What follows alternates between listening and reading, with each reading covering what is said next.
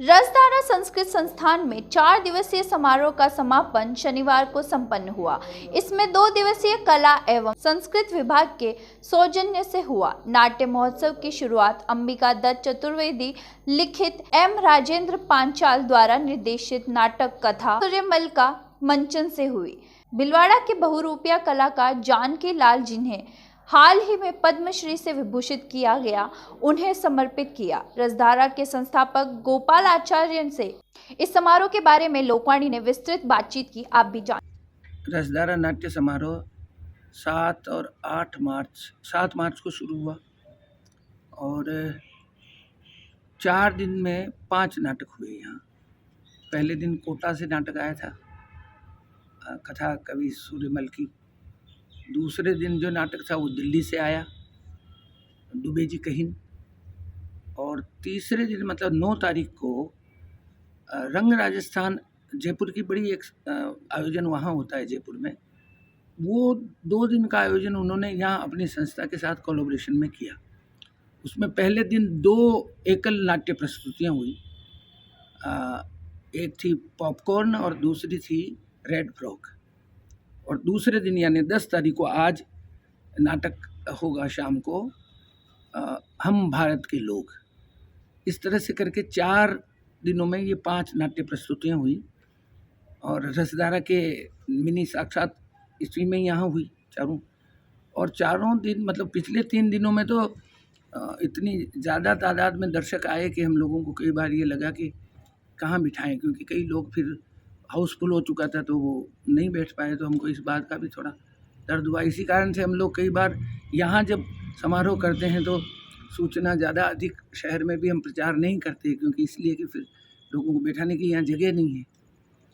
तो बहुत जल्दी ही फिर हम टाउन हॉल में फिर नाट्य समारोह आयोजित करेंगे कि शहर में नाट्य विधा के प्रति जो लोगों का, क्योंकि ये 43वां वर्ष है रसधारा को नाट्य समारोह और नाट्य गतिविधियाँ करते हुए।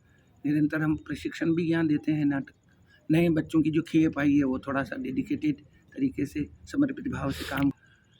संघर्ष तो दादा देखिए हर काम में ही है, पर चूँकि मैं ऐसा मानता हूँ क्योंकि सिनेमा को 100 वर्ष से ऊपर हो गया आए हुए, और टीवी भी मैं समझता हूँ कि ज़्यादा नहीं तो 45 वर्षों से तो टीवी भी आ रहा है।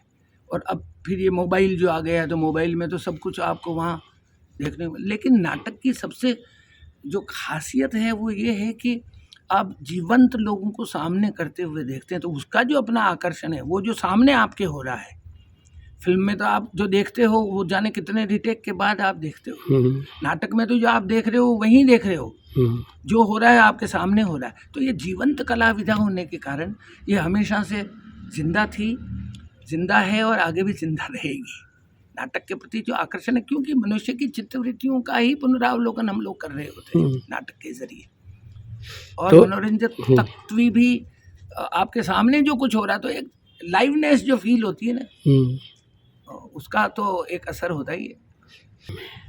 मैं यही कहना चाहूँगा कि जैसे इसमें भी हमारे यहाँ 5 जो नाटक हुए उसमें एक नाटक ऐसा भी था। क्या हो रहा है कि नाटक जो निर्देशक हैं वे भी, मुझे लगता है कि तात्कालीन जो परिवेश चल रहा है उसके चलते कुछ सस्ती चीज़ें अपने नाटकों में डालने लगे हैं। तो जब हम रंग संवाद करते हैं, हर नाटक के बाद हम रंग संवाद करते हैं जहाँ बैठ के हम उस टीम के साथ बात करते हैं कि भाई आपने ये जो किया था क्यों किया, या ऐसा किया जा सकता था, इससे बेहतर हो सकता था, इसमें चर्चा होती है।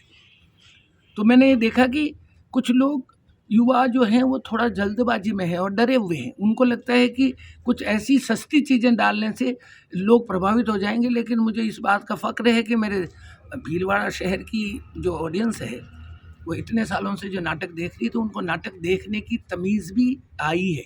तो उन्होंने ऐतराज़ किया कि इस तरह की चीज़ें नाटकों में, तो चूँकि फिल्मों में अगर सस्तापन आ रहा है तो फिर नाटक कहीं तो उससे अलग होना ही चाहिए ना।